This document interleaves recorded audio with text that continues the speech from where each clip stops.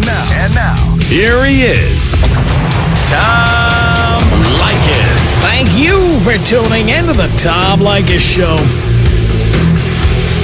This is where America gets together to talk about the issues you really care about. It's a different kind of a radio talk program. We're the radio talk show that is not hosted by a right-wing wacko or a convicted felon. No. I am your host. Write down our telephone number. You're going to need it. It's 1-800-5800-TOM. 1-800-5800-866. Thank you for tuning in. Thanks for being part of our program. Here we are together again on the radio.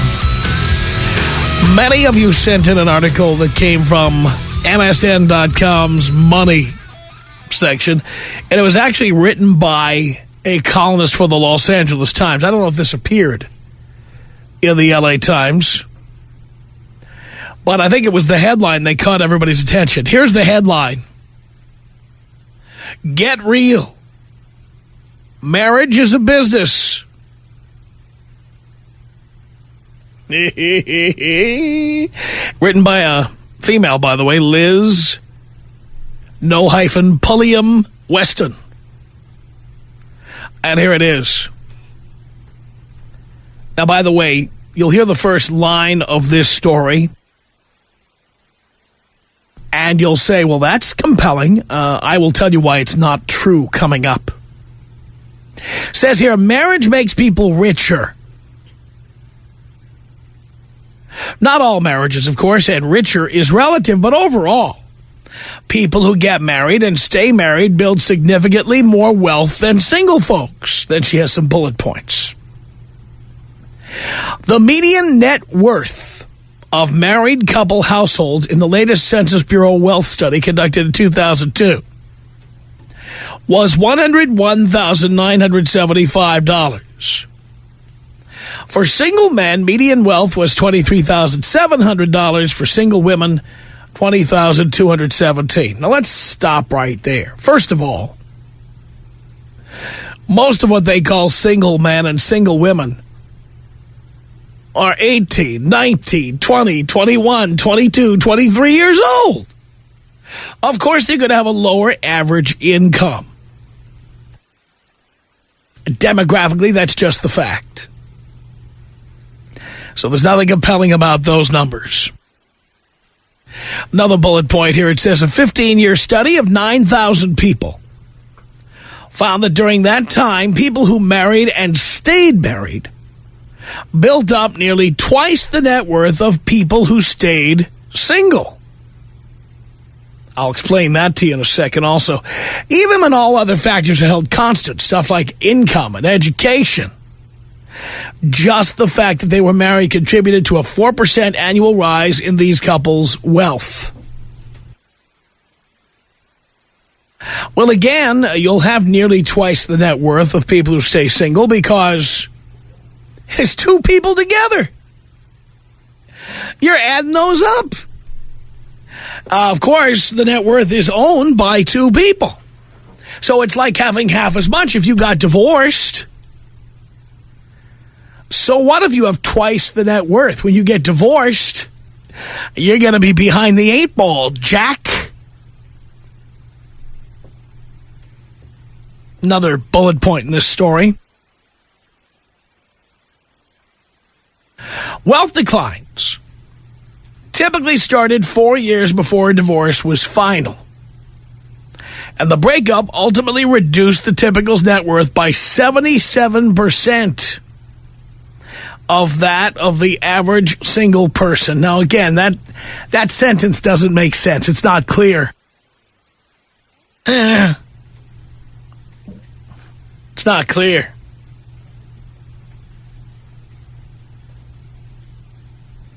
So it goes on from here. It says, of course, most people don't marry for money, and we have some nasty names for people who do. Gold digger, black widow, gigolo. I don't agree, by the way. I agree men don't marry for money. And that most women do. Bottom line. Says here, but marriage is far more than a romantic arrangement. It has legal and financial ramifications as well.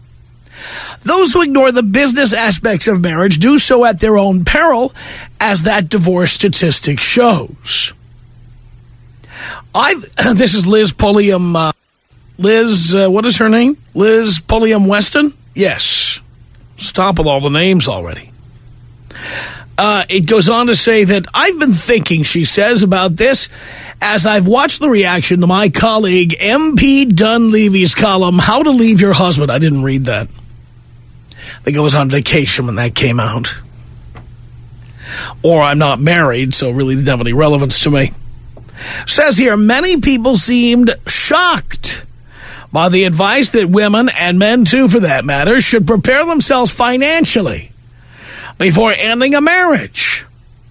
The notion struck these folks as cold and calculating. My take, says Liz Pulliam Weston, I think a lot fewer marriages would end if in the beginning people would think more objectively about finances and how they were going to handle them. Love does not conquer all. If you and your soulmate can't figure out how to paddle in the same direction, you'll wind up going in financial circles, or, to extend the metaphor painfully, down the drain. She says, I speak not just as someone who has covered issues surrounding couples and money for years. I speak also as someone who's been happily married for more than a decade.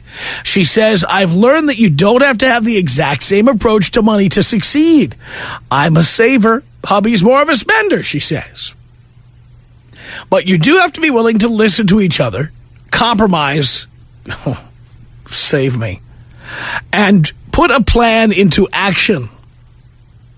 She says, here are the business skills I think are most important. And a bullet point here. Do your due diligence. Here's the least romantic date idea in the world. Now, who's been telling you this? Sit together at a computer and pull your credit reports. Then prepare a list of what each of you owns and owes. In other words, your net worth. Finally, create a cash flow statement that shows your current income and expenses.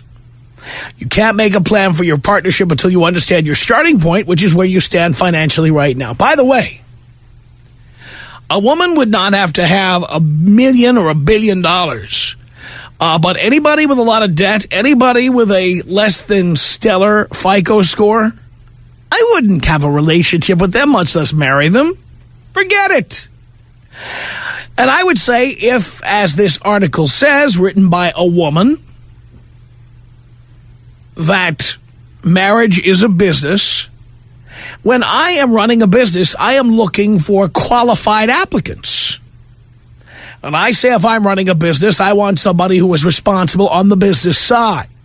So if I were getting married, heaven forbid, if I were getting married, and I see marriage as a business, I would want someone as competent on the business side as I am.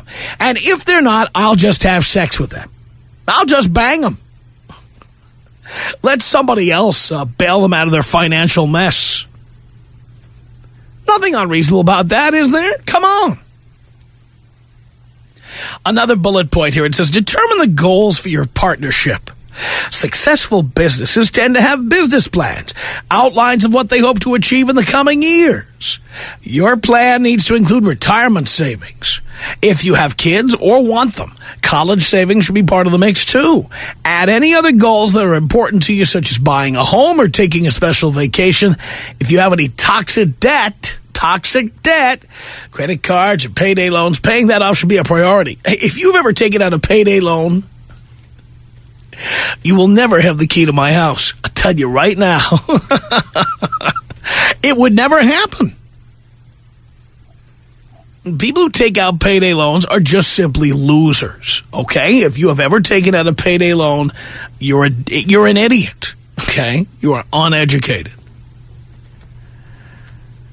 The bullet points here continue. It says here, create a plan to attain those goals. You'll probably discover that you have to prioritize. is.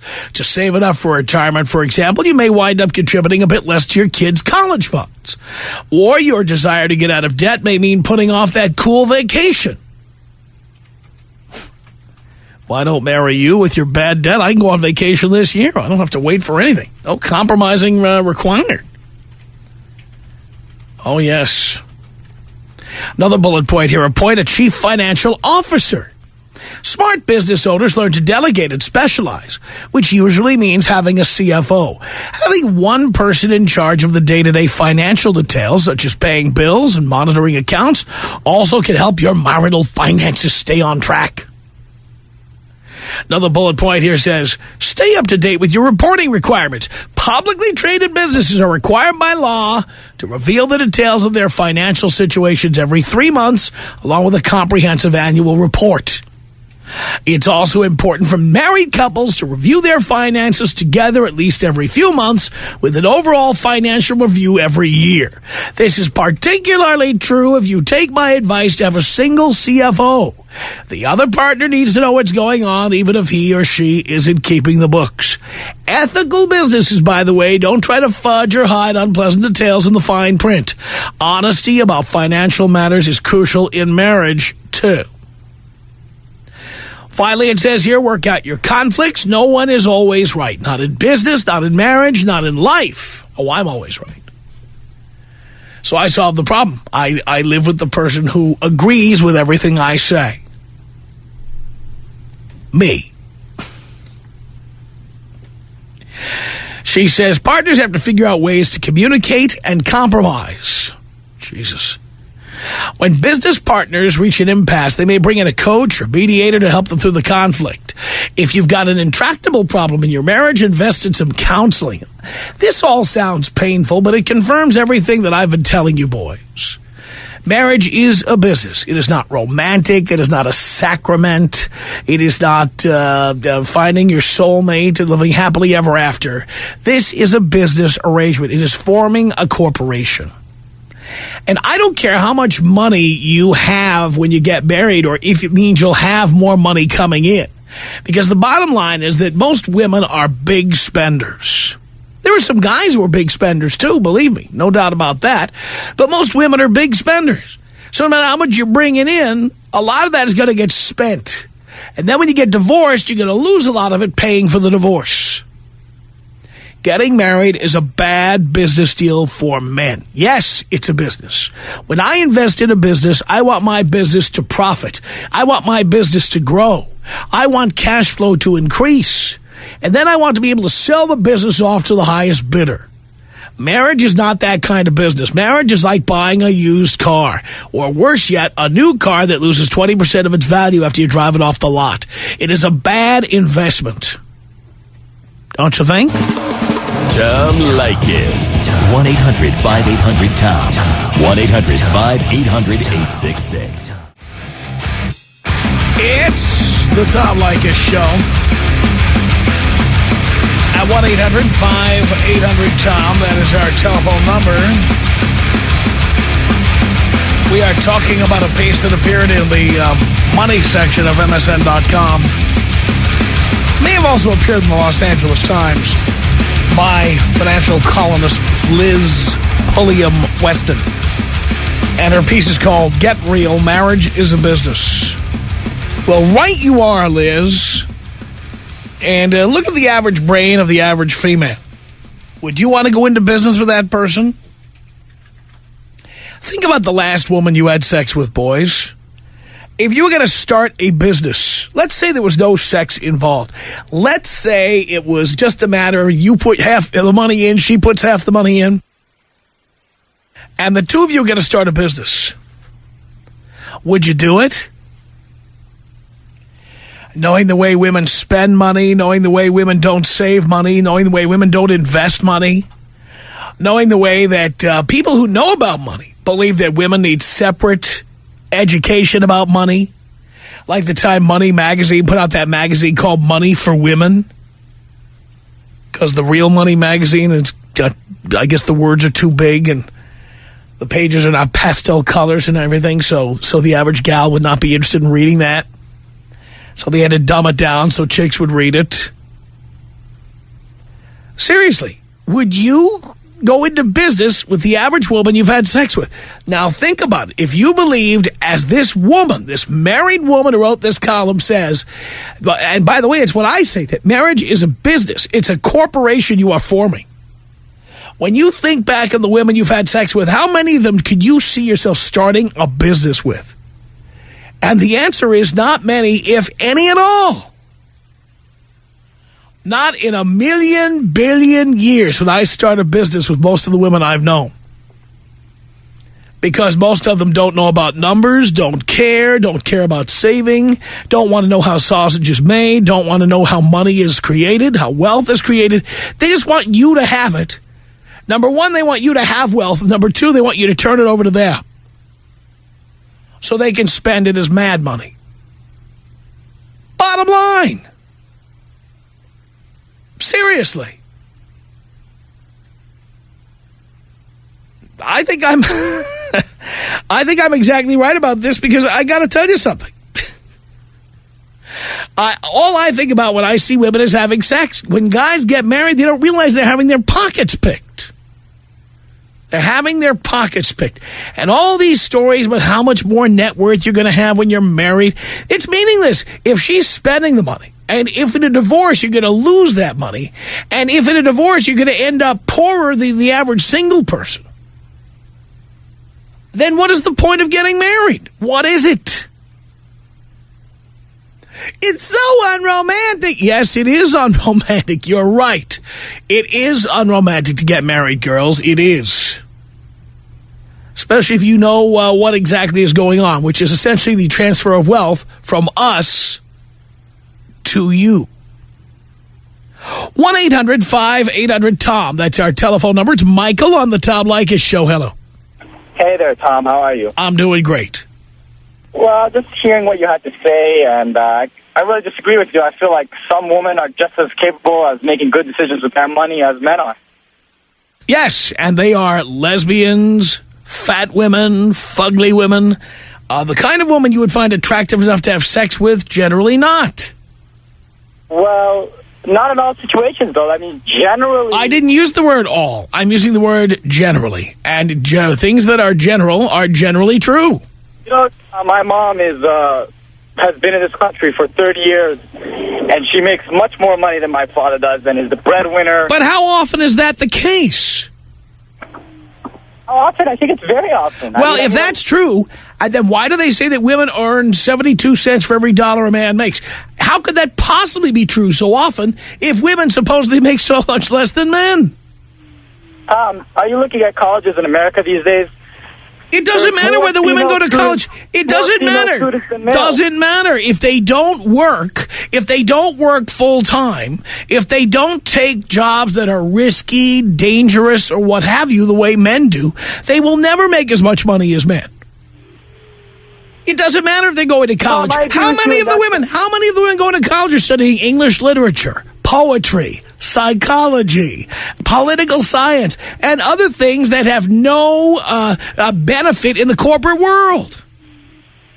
Is that what it's all about, corporate? Yes, it's all about making money. Yes, it is. It absolutely is. I would never want to work a corporate job, Tom. I think that's the most... Well, that's wonderful. I'll see you in the poorhouse. I'll wave at you and Ed McMahon at the freeway underpass. Not necessarily true, Tom. I mean, corporate jobs, you could work at Walmart. You considered working a corporate job. Oh, I have a corporate job, and I can buy and sell you. You do? Tom, I haven't worked a day of my life, but I have a great bankroll. Yeah, what do you do? What do? I do a lot of odd jobs. I work on eBay. You just said you haven't worked a day in your life. You just said you haven't worked a day in your life. It's not really considered work. I never stepped foot into an office. It doesn't mean it's not work. So, me pressing buttons on the internet is not really considered working. Tom. Well, you also have to think about what buttons you're going to press. And how much do you make anyway? Tom, I'm 22 years old, and I have over $60,000 in the bank. How much do you make per year today? Close to 60. Ooh. In L.A., that barely gets you by. But, Tom, I'm 22, and I'm still in I don't school. care how old you are. What school are you going to? I go to USC. And what are you studying? Poetry? Not quite, Tom. What are you I'm studying? Studying business. I'm going to get an Oh, you just told me that it wouldn't make any sense to be studying for a corporate job. What do you think people who study business are doing? They're either forming corporations or working for them. That's the one thing my mom told me. Never work for anyone else. Yeah, well, great. Hopefully you'll form a corporation and make a lot of money. But you know what? Most people don't have that much drive or ambition. Good advice, Tom. Yeah. Mora. He's the president of nothing. 1-800-5800-TOM is our telephone number. Let me say hello to Mike. Now, Michael is gone, Mike, but what did you want to say? Hey, Mike. Hey, Tom. Yeah, this is Mike, first-time caller, long-time listener. I just like to say that the only time I'd go into business with women is if I'm their pimp and they're prostituting for me. That's the only time. Other than that, I would not trust a female with my dough. And even then, you can't let them count the money. That's right. That's right. They get sticky fingers when they get a hold of it. If they've done it right. That's right. Yeah. That's right. And with this guy that he was talking about, women going to college, that has nothing to do with it because men, they get in corporate America are always going to get paid more than females. Because men are going to show up every day until they die. Because we have no choice. And the reason that females are in the office is because they wear this skimpy outfit and showing their breasts all around. They're more of an accessory to keep the men motivated and keep them going. Many of these women eventually will work part-time or will quit altogether. Or they'll meet Mr. Wrong there at the office and go marry him or something like that. Yeah. Yeah, these guys, some of these guys, they're really upsetting me. Well, I'm glad I shared it with you, Tom. I had to get that off my chest because this guy was really, giving me a headache. Sounds like he was pissing you off. Yeah, big time. Hi, Mike. Thank you for that. I appreciate it. It's 1-800-5800-TOM. That's our telephone number. Marriage is a business, yes. And if you think of it as a business, boys, here's where the rubber meets the road. Here is how you will remind yourself not to get married because you are forming a corporation where she is going to own 50%, and yet she may not put in 50% of the capital. Not to mention the fact, how many women have you banged who you think are good business people? Think about it. 1-800-5800-TOM is our telephone number. It's Adam on the Tom Leykis Show. Hello. Hey, Tom. How's it going? Great. First time, long time. I just wanted to say I have a summer job working as an analyst at Merrill Lynch. And I'm going to say 95% of the people in the office making any sort of money are men. There's the only people in there that are secretaries are women, and the men are the only ones that are getting these high-paid financial jobs in corporate America. I'm sure that's true. I mean, when I watch CNBC, and they show these guys reporting from the pits at the Chicago Mercantile Exchange or the New York Stock Exchange, look at the background. It's guys. I know. And I go to an Ivy League school, and I'm going to say I would probably bang 10 girls in my 5,000 person class. Yeah. Just because that's the intelligent women that you'd want managing your money, but, they're not attractive. How many women have you dated that you would trust owning a business with you? 0. Yeah. Absolutely not. So if marriage is a business, does it make sense to get married? Not at all. Yeah.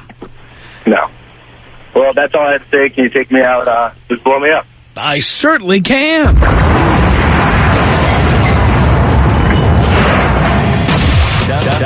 Leykis. 1-800-5800-TOM. 1-800-5800-866. The Tom Leykis Show from Hollywood at 1-800-5800-TOM. That's the telephone number. We're talking about a piece that says that marriage is a business. I agree. How many women have you bought that you would go into business with? Seriously. 1-800-5800-TOM. Here's Jake on the Tom Leykis Show. Hello. Tom, how's it going? It's going great.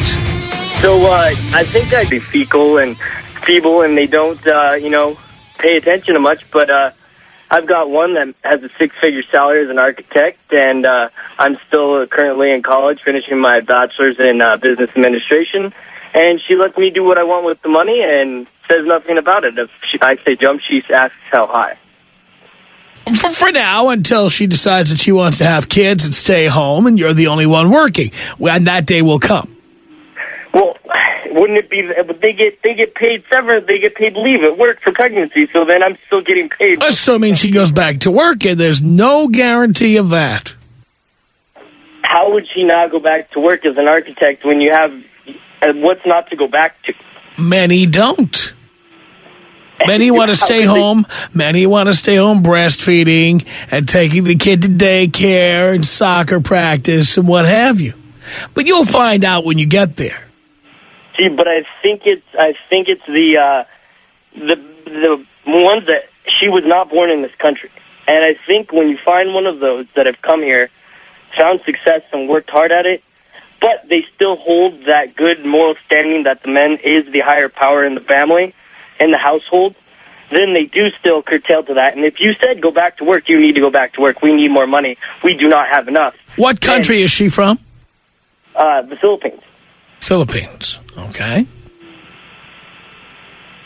So, I mean, they have a good, from the Philippines, the girls there, they're very, obedient? They're very good, listening to the men's wishes. So you're saying she's obedient? Yes. And she will obey your order? What more could a guy want? Well, you're saying that. We'll find out. If you make less money than she does, we'll see how obedient she is. That would probably be the deciding factor, and I would agree with you on that. If, came to be that I wasn't pulling out, as high as the six figure as she was, it could become a situation, well, what do I need you for? Well, there you go. I do see that, there are different intricacies that could come into play, but you tackle those when you come to them. Until then, you live the good life, and once it gets sour, you make sure you have your contingency plans, and you walk out a free and clean man. And when are you planning on getting married? I do not see that date anywhere near my future. I'm way too young for that. And hopefully she's living in her own place, and she's from the Philippines. She's probably living with her parents, I imagine. Yes, you are correct. There we go. Experience tells, son. Yep. And I can tell you have that. I definitely agree with you there. Make sure you don't do anything to convince her otherwise. Let her stay there as long as she'll stay there. All right. You take care, Tom. Take me out with Kobe style, please. All right, Jake, here you go. This is about us. She's so special to me. Your beats in my heart. You're the air I breathe. She's so special to me. It's 1-800-5800-TOM. That's our telephone number. Gus on the Tom Leykis show. Hello, Gus. Hello, Father. Hello, son. You know what, Tom? I'm actually happy you brought this issue up on your show, because I myself never thought about marriage as a business. And you know what? You're actually absolutely right. I mean, if we look at the divorce rate alone, I mean that tells you how many business deals have gone wrong in the past years. You know what I'm saying? And it's like these guys just don't listen up. I mean, there's guys that talk this fantasy talk, like, my girl and I, we're going to get married, and we're going to do this, and we're going to do that. And to me, it's like, I kind of feel like telling them, hey, do you understand that there's no guarantee that your marriage is going to go through the stuff that you actually want to go to? I just don't, I don't understand these guys, Tom, and it frustrates me. I don't know. Yeah, well, I totally agree with you, and I keep trying to tell them. And they all think they're with the exception to the rule, which they're going to find out the hard way.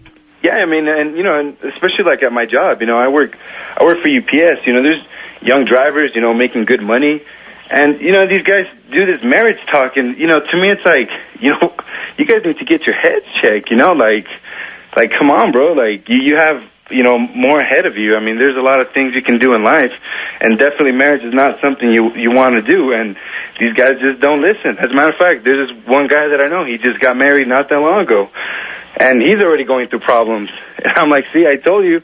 And he just shakes his head every time he sees me because he knows I was right. And, I mean, what can I say, Tom? You know the most common email I get, and I'm not kidding because it wasn't always this way.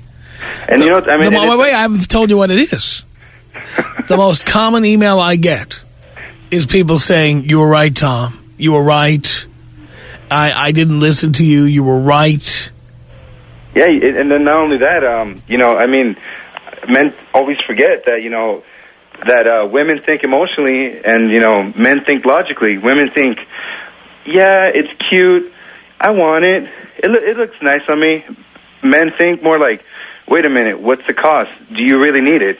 I mean, what's the benefit behind it? You know, and girls just think like that. They think about, yes, I want it because I just love it. They don't think about the cost. They don't think about anything else but that. And, you know, and then you see where they're at. I mean, like you said, they even had to write that book, you know, for women. I mean, so they can understand the terms. I mean, if there's books that are being written for women, I mean... Oh, are you kidding? There are banks and there are stock brokerage firms that have special seminars for women. Yeah, you know... Why does a woman need a special seminar? You know, money is, it's green pieces of paper, and it's the same for everybody. You know what, Tom? And the best thing is, like, you know, especially like you, Tom, you always talk about yourself. You always give, you know, your own life experiences. I mean, here's a man telling you his own experiences, and you still don't listen. You know, seriously, Tom, I don't know what to do, but these guys better listen up, man, because I don't know. They just frustrate me.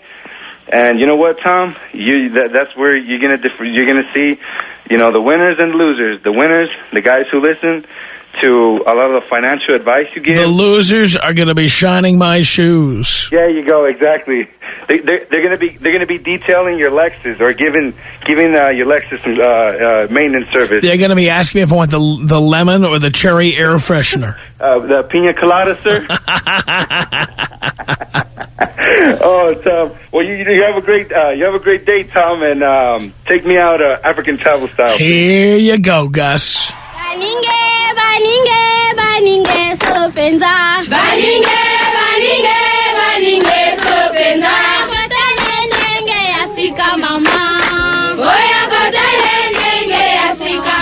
One 1-800-5800-TOM. That's our telephone number. It's Pedro on the Tom Leykis Show. Hello. Hello, Tom. Hello, Pedro. How you doing? I'm doing okay. You know, I just wanted to call in real quick before work and say, I think marriage is a corporation like you do, and I think that we should just outsource it to Asia like we do everything else. I've been outsourcing for some time now. I have been outsourcing most of the heavy lifting to Latin America, and I must say I've been very happy with the results.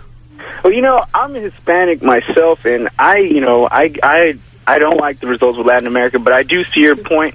I go out with the Asian girls, and I mean, you know... So you're going to be outsourcing to the Philippines? Now, in my case, I outsource to Japan or Mongolia. Nothing wrong with a little Mongolian beef. Not at all. And by the way, the most obedient of all the Asians. I love when they're obedient. Yeah, man. She said, one time I said, why do you want to cook? She said, because I am woman. Ooh. I have to be that way. I love that. Well, anyway, Tom, I got to get to work. Could you blow me up? I certainly can. 1-800-5800-TOM. That's our telephone number. Michelle on the Tom Leykis Show. Hello. Hi. Hi. First time I ever heard your show. About time.